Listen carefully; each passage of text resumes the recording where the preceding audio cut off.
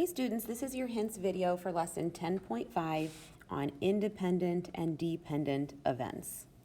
So I have number 5 for you. There's several problems similar to this where you're going to spin a spinner and flip a coin. Those two events are completely independent. One does not impact the other. So as we're calculating the probability, we can just calculate the probability of each event independently. So spinning a spinner would be 1/4. And flipping heads would be 1/2, and we'll just multiply those to say that the probability of both of those things happening is 1/8. Then you have several problems with choosing these tiles, and we're not going to replace the first tile. So we're going to draw a tile out of the 1, 2, 3, 4, 5, 6, 7 tiles that are there, and then we're going to draw another tile from the 6 remaining tiles. So that means these events are dependent. So number 9, we're going to choose find the probability of choosing a 5 and then a 6. So the probability of choosing a 5 is 1 out of 7. And then the probability of choosing a 6 after we get rid of that 5 is 1 out of 6. So that probability is 1 out of 42. Okay, next I have number 15. We have this jewelry box. It contains 2 gold hoop earrings and 2 silver hoop earrings. You randomly choose 2 earrings. What is the probability that both are silver hoop earrings? So I'm going to just draw a picture here. Let's pretend that these blue ones are silver, and I'll do yellow for gold. So here's our 4 earrings. What is the probability that we choose a silver earring and then another silver earring?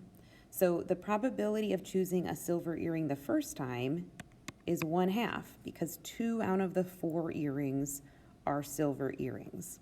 Then once we choose a silver earring, what we have left is only 1 silver hoop earring out of 3.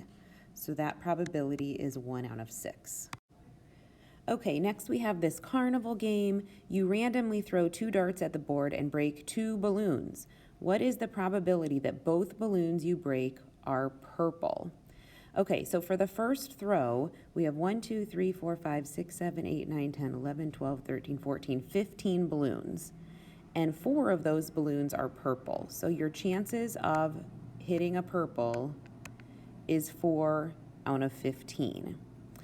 Once we have hit a purple, what we have left is 3 out of 14. Now there's only 14 left, so this is a dependent event. And let's go ahead and simplify before we multiply here. 2 goes into both 14 and 4, and 3 goes into itself and into 15. So we can simplify and say that's 2 out of 35. Okay, next I have number 18. We have several problems like this where you have 3 events. You're going to spin a spinner, then flip a coin, then spin a spinner. All of these events are completely independent. So we're just going to find the probability of each event and multiply. So the probability of spinning a 4 is 1 out of 9. There's 9 numbers on the spinner. One of them is a 4, so that's 1 out of 9. Flipping heads is 1/2. And then spinning a 7 is still 1 out of 9. The first spin doesn't impact that second spin at all. Then we're just going to multiply across, and we have 1 over 162.